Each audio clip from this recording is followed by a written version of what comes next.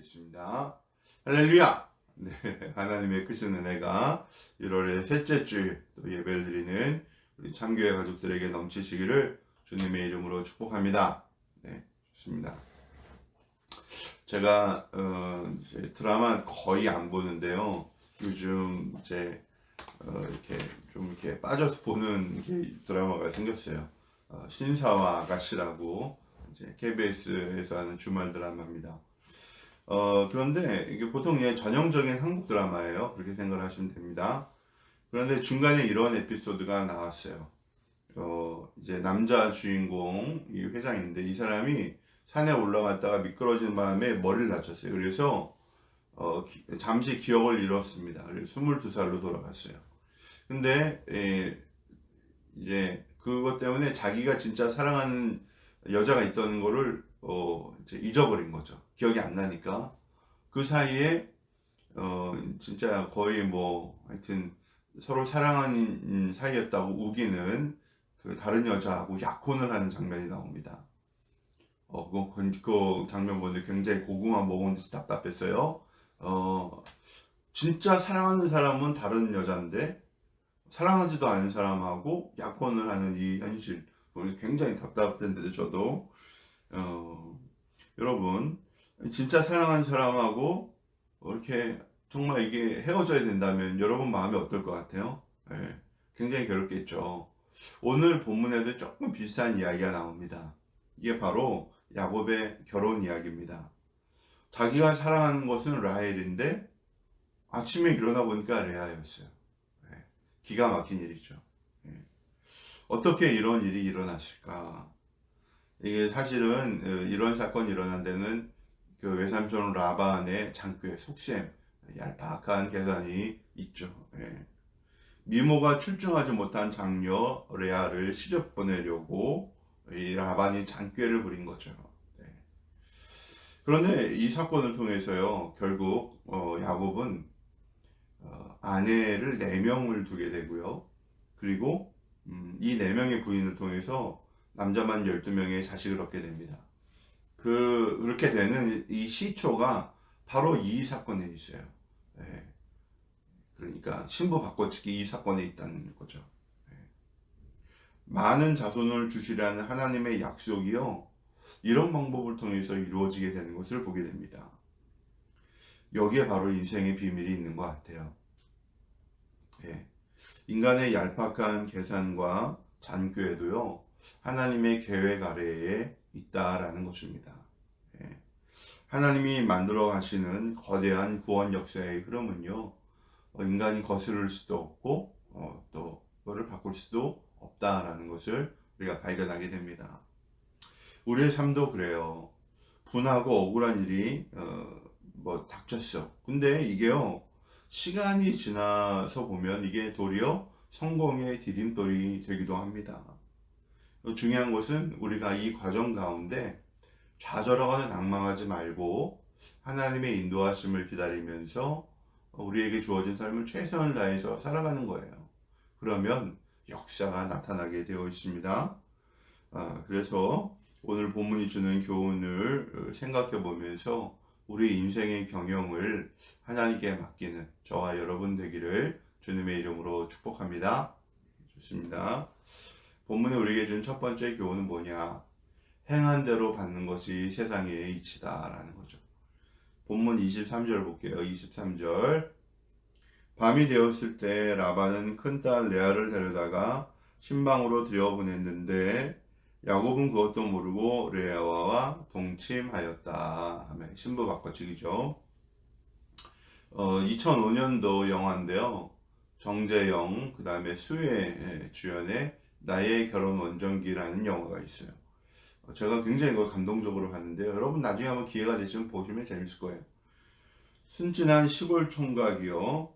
중앙아시아, 이게 아마 우즈베키스탄인 것 같아요. 카자흐스탄이가 있던 그리로 결혼 원정을 갔어요. 왜냐하면 여기에는 고려인들이 살잖아요. 고려인들. 아마 고려인이든지 아니면 현지인이든지 하여튼 결혼하려고 중앙아시아 국가로 이제 가서 또 돈도 막 하여튼 해가지고 갔어요. 예. 그런데 거기서 계획했던 현지인 아가씨를 만나는 게 아니라 그들은 인솔하고 있는 탈북자 출신의 여자를 만나게 됩니다. 이게 이제 스웨시였는데 하여튼 우여곡절 끝에 이 둘이 사랑을 하게 돼요. 예, 사랑을 하게 돼요. 그래가지고 하여튼 이게 우여곡절을 거쳐서 나중에 이제 수혜가 이제 우리 한국에 들어오는 것으로 이제 영화 마무리가 되는데요. 이 결혼하려고 어디까지 갔어요? 우리나라 사람이 중앙아시아 우즈베키스탄까지 갔죠. 그것처럼 이 야곱도요, 결혼을 하려고 어디까지 갔어요? 이 브엘세바에서 자기 고향 아버지의 고향이 어디로 갔어요? 바단 아람, 하란까지 올라가는 모습을 볼 수가 있습니다. 굉장히 힘들게 갔죠. 예. 그런데 그런 야곱의 눈앞에 등장한 게 바로 누구냐면 라헬이었어요. 라헬이 등장을 했습니다. 보니까 부모님이 원하는 대로 외삼촌의 딸이었고요. 그리고 굉장히 아리따운 그런 처녀였습니다. 야곱은 이 라헬이 그냥 첫눈에 반한 것 같아요. 그래서 그 집에 한 달 동안 있으면서 뭐 계속 이렇게 무의도식 할 수는 없으니까 라반이 너 뭐라도 일을 해야 되지 않겠냐 그러니까 너 우리 집 일을 해라 대신 내가 너에게 보수를 챙겨줄게. 예. 그러니까 야곱이 하여튼 대뜸 뭐라고 그랬어요? 내가 라헬을 사랑하니까 라헬을 나에게 주시면 제가 7년 동안 일을 해드릴게요.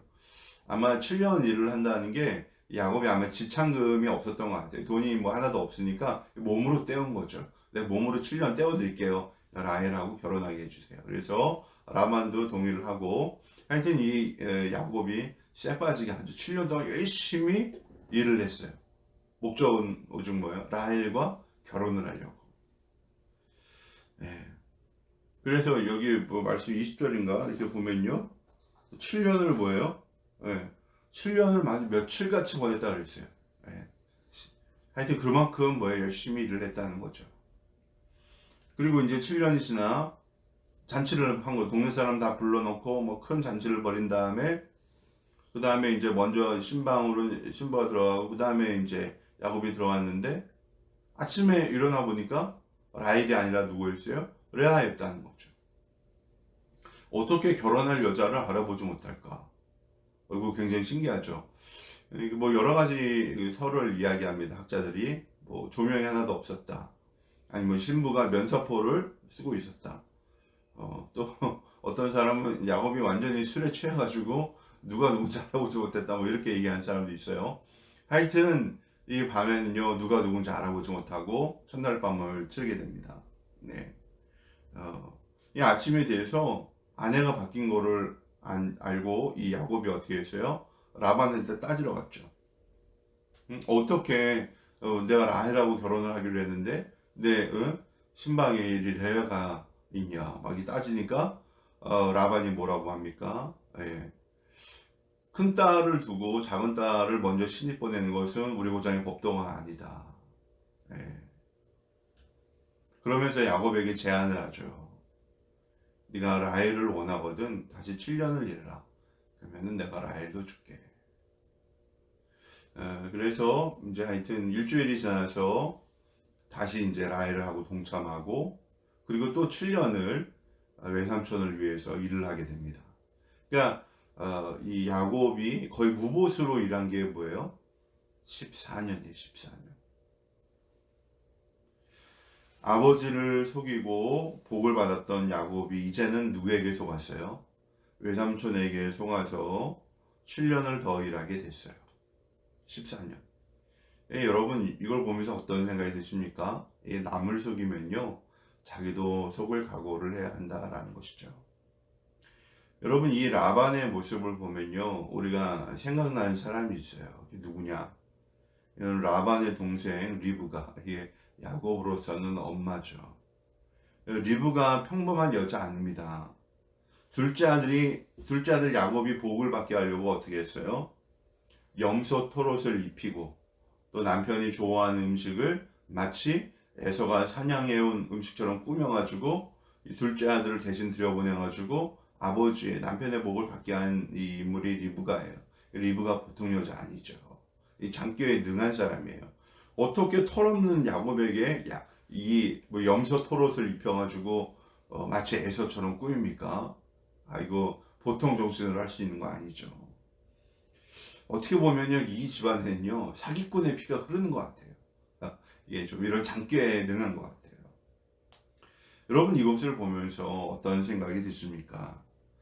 이들은 혈연 관계지만요, 혈연은 혈연이고 내가 이득은 이득이다, 뭐 이런 사고방식이 있는 것 같아요.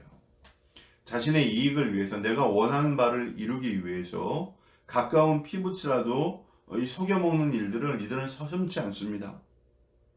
근데 사실 이게 인간의 적나라한 모습입니다. 사람이 자기 이득을 따라 움직이는 것은요 거의 본능이에요. 그런데 우리가 기억할 것은요, 이 눈앞에 작은 이득을 따라 움직이다 보면요 어떻게 돼요? 이 소탐대실, 작은 것을 얻으려다 도리어 큰 것을 잃는 그런 우를 범할 수가 있습니다. 결국 라반은요 이 일로 야곱의 신뢰를 크게 잃어버렸고요. 라반은 나중에 굉장히 크게 후회를 하게 됩니다. 물론 이게 뒷일이긴 한데요. 그러므로 여러분, 우리는요 믿음의 사람답게 처신을 해야 돼요. 예. 우리가 아무리 장꾀를 부리고 속셈을 꾸미고 계략을 꾸며도요 모든 것을 가질 수는 없는 법이에요. 우리는 속이지도 말고요, 또 속임을 당하지도 말고 속지도 말아야 돼요. 그럼 우리가 어떻게 속이지도 않고 속지도 않을 수 있을까? 예, 우리가 다른 사람의 속을 들여다볼 수는 없잖아요, 그렇죠? 제일 좋은 건 뭐냐면요, 나의 욕심을 다스려야 돼요. 나의 욕망을 다스려야 됩니다. 그래야 우리가 속이지도 않고요, 속지도 않습니다. 사람들이 사기를 당하는 이유는요, 거의 90% 이상 욕심 때문에 사기를 당합니다. 더 많이 벌게 해줄게, 더 많은 것을 얻게 해줄게, 예. 뭔가 어떤 특별한 방법이 있는 것처럼 들어와서 속여먹는 거죠. 내가 잘 아는 투자처가 있는데, 눈먼 어디 돈이 있는데 네가 조금만 이렇게 하면은 그거 다 가질 수 있어. 뭐 또 사랑을 빌며 속이기도 하죠. 예. 자기의 욕심 때문에 결국 거기에 어떻게 해요? 넘어갔다가 패가 망신하는 것이죠. 여러분, 지나친 욕심은요 우리 자신을 잡아먹는다는 것을 우리가 알아야 합니다. 그래서 이 욕심을 경계해야 돼요. 예. 우리 야고보서에 있죠. 예. 욕심이 장성한 즉 죄를 낳고 죄가 장성한 즉 몰라요, 사망을 낳는다 그랬잖아요. 그래서 이 욕심을 다스리려면 다른 방법이 없어요. 다른 방법이 없어요. 지나친 욕망이 우리 자신을 이렇게 망하게 한다는 것을 분명히 알고, 이 욕심을 버릴 수 있도록, 하나님 앞에 경건하고 거룩하게 살 수 있도록 우리가 늘 기도하면서 우리 주님을 닮아가려고 애를 쓰면 이 욕심이라는 아주 위험한 장애물을 우리가 피해갈 수 있는 것입니다. 내가 행한 것은 반드시 나에게 돌아오게 되어 있다라는 사실을 기억하면서 이 욕심을 잘 다스리는 저와 여러분 되기를 주님의 이름으로 축복합니다. 그러면 두 번째 본문이 우리에게 주는 교훈은 뭐냐? 경쟁과 갈등을 넘어서 공존의 길을 찾아야 한다라는 것이죠. 본문 31절 볼게요. 시작. 주님께서는 레아가 남편의 사랑을 받지 못하는 것을 보시고 레아의 태를 열어주셨다. 라헬은 임신을 하지 못하였으나. 아멘. 보세요. 여기 언니와 동생이요 한 남자에게 결국 시집을 간 거예요. 유래가 별로 없는 일이죠. 그런데 그런데 이 남편이라는 사람은 누구만 사랑해요? 동생만 사랑해. 언니가 넷인데 동생만 사랑해. 언니는 그냥 꽂아 놓은 보릿자루야. 야, 그런 상황에서 만약에 자식들마저 없다면 어떻게 될까요? 예. 그래서 하나님은요 레아에게 자식을 먼저 허락해 주셨어요. 당시 관습으로는요, 지금도 중동에 가면 부인이 여러 명 된 사람 있죠? 예. 뭐 부인이 두 사람 이상이면요 부인의 침소를요 번갈아 가면서 들어가게 돼 있어요. 하루는 A라는 부인한테 잤으면 다음날은 반드시 B라는 부인한테 가서 자야 돼. 그게 법이에요. 사회적으로도 그렇게 하고 있습니다. 그런데 이 야곱이 레아와 라헬의 침소를 번갈아 들어가는데 이상하게 누구만 애를 낳아요? 레아만 아이를 낳습니다. 왜 그랬냐? 하나님께서 레아를 어떻게 해요? 불쌍히 여기신 거예요. 남편의 사랑을 받지 못하니까 그래 너는 자식이라도 있어야 되겠다. 그래서 하나님이 태를 열어주셔가지고 레아로 하여금 자식을 낳게 합니다. 예. 야, 우리 하나님은 어떻게 보면 공평해요. 왜? 남편에게 받지 못하는 사랑을 자식을 기르면서 채우라고 하나님이 이게 자녀를 주신 거예요. 한편 이렇게 일방적인 사랑을 받았던 라헬은 뭐예요?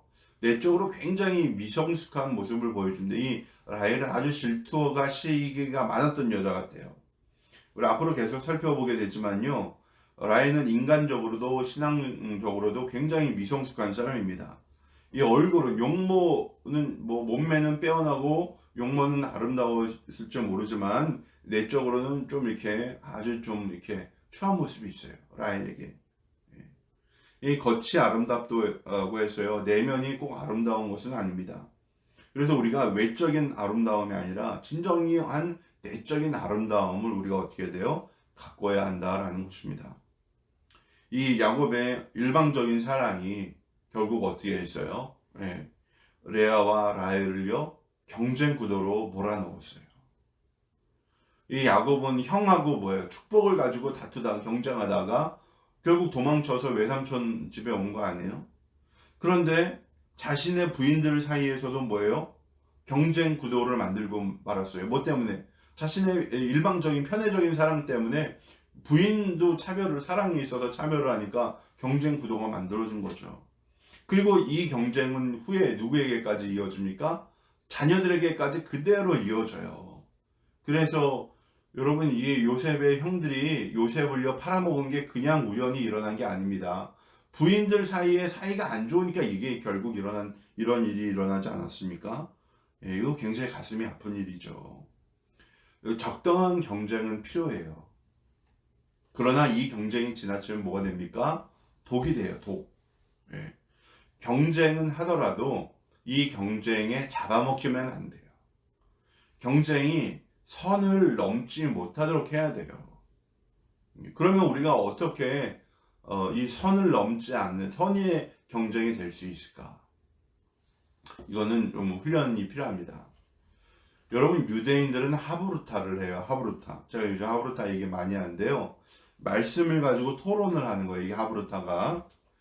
우리는 흔히 토론은 뭐냐? 내가 말빨로 상대방을 이기는 걸 토론이라고 생각을 해요.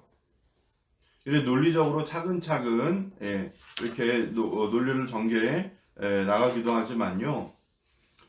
그냥 일단 목소리를 크게 내고 막 우기기도 해요. 그런 걸 토론이라고 생각하는 사람도 있어요. 그건 말도 안 되는 거죠. 진정한 토론은 뭐냐? 나의 주장을 관철시키는데 목적이 있지 않아요.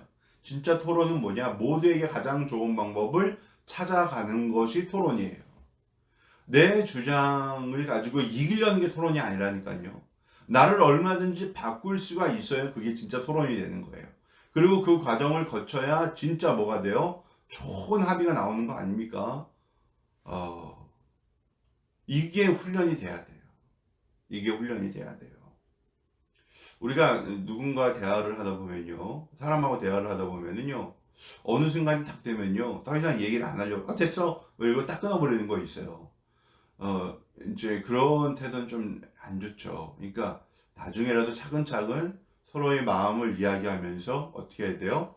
같이 좋은 방법을 찾아 나가야 돼요. 이런 훈련이 되어 있어야 돼요.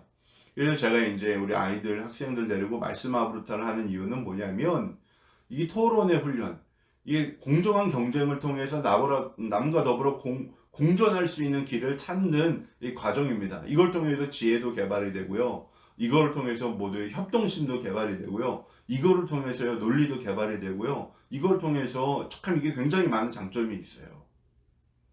그냥 이기려고 하는 게 아니라 함께 좋은 길을 찾아가는 이 훈련이 믿음의 사람들에겐 있어야 돼요.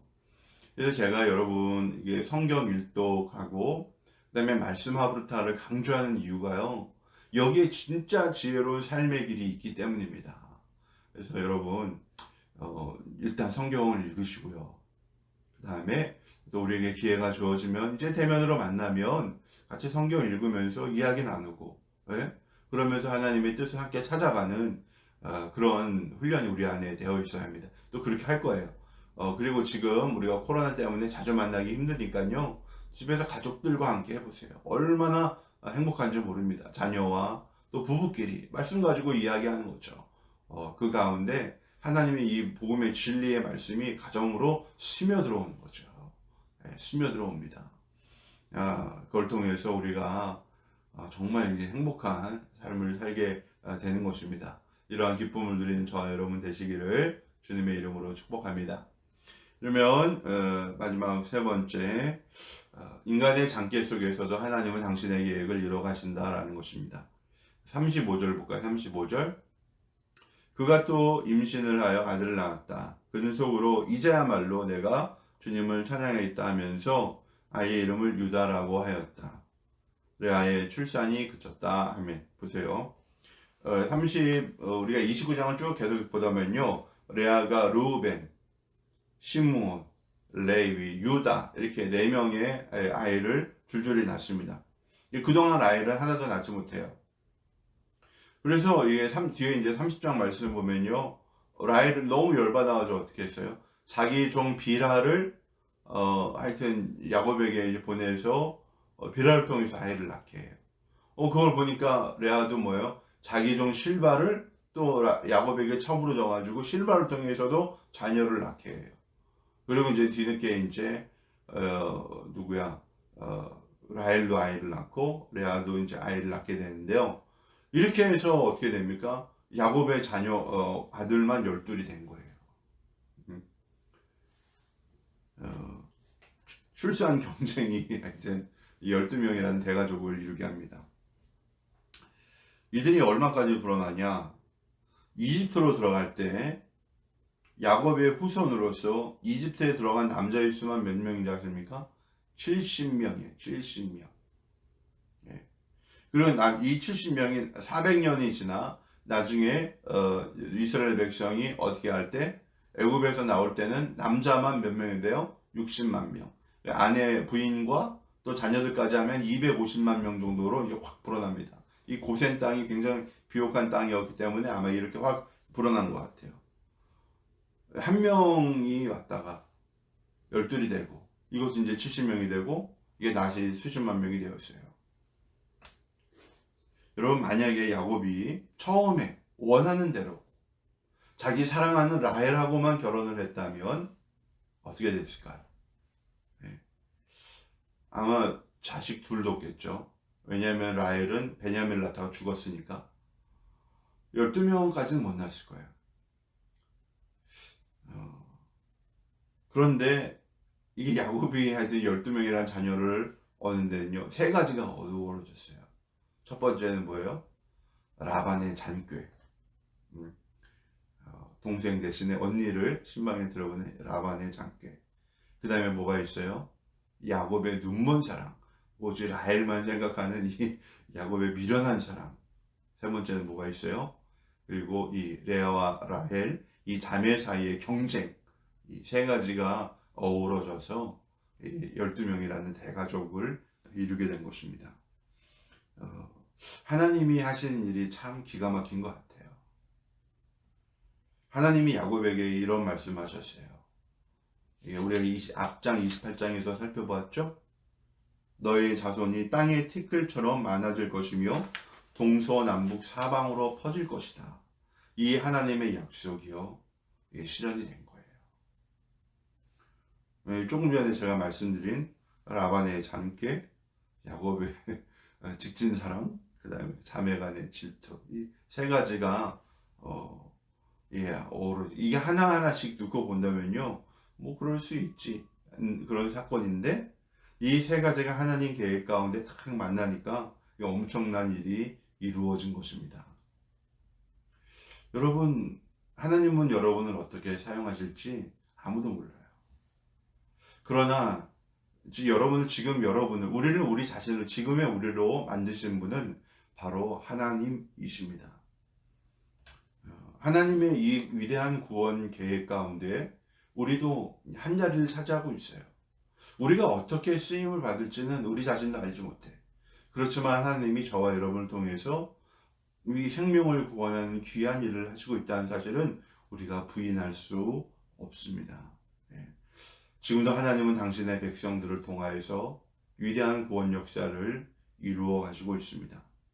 우리가 이 사실을 우리가 확신한다면요, 어떤 상황 가운데서도 낭망하거나 좌절하지 않을 수 있는 것입니다.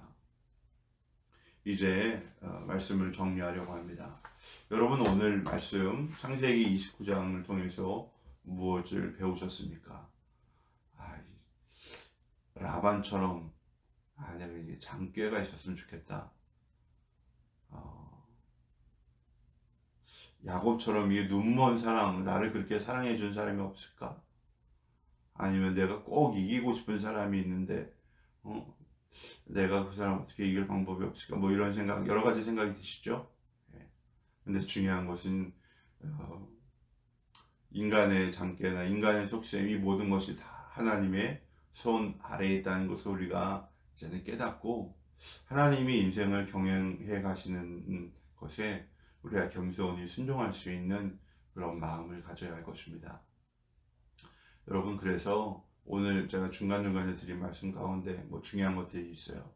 뭐 행한 대로 받는다, 또는 지나친 경쟁보다는 공존을 할 방법을 찾아야 한다, 뭐 이런 거 다 있는데요. 우리가 여러분이 지금 할 수 있는 간단한 거 하나를 좀 실천을 해보세요. 제일 중요한 것은요, 그 말씀을 같이 읽고 나눌 수 있는 그런 사람을 찾으세요. 가족도 좋고 목장 안에서도 좋습니다. 이게 있어야 돼요. 그래야지 우리가 깊고 깊은 하나님의 말씀의 비밀로 들어가서 이 말씀이 우리의 삶에 힘과 지혜와 용기를 주고 승리하게 만드는 그런 능력이 하나님의 말씀 가운데 있다는 것을 여러분 깨닫고 또 실천할 수 있는 저와 여러분 되기를 주님의 이름으로 축복합니다.